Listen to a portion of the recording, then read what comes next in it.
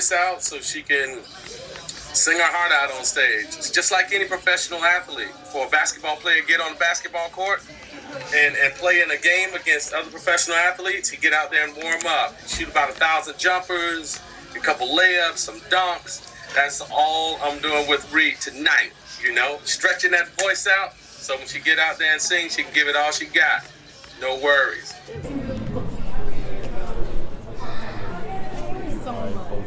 Thank you so much. You understand? Rob, that means so much. Listen to what I'm saying. People can't see that. You're a true vocalist. And you showed that tonight.